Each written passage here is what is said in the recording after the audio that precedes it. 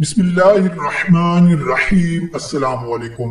اللہ پر بھروسہ رکھنے والے کا واقعہ۔ ایک مرتبہ خلیفہ ہارون الرشید کی پولیس نے کچھ راہزنوں کو گرفتار کیا۔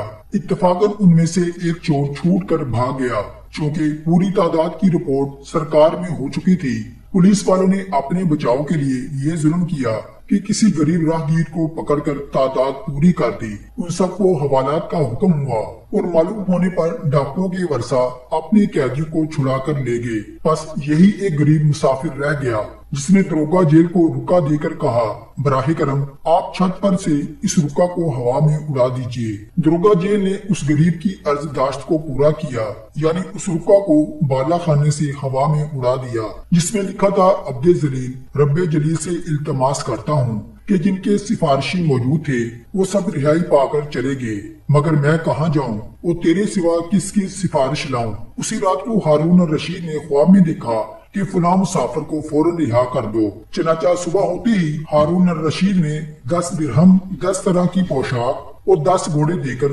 ملزم مسافر کو رہا کر دیا اور منادی کرا دی کہ اللہ تعالیٰ پر بھروسہ رکھنے والوں کو ایسا ہی بدلہ ملتا ہے۔ ہماری زندگی میں بہت سارے ایسے معاملات ہوتے ہیں جن پر اگر ہم اللہ پر بھروسہ کریں تو ہماری زندگی سنور جائے۔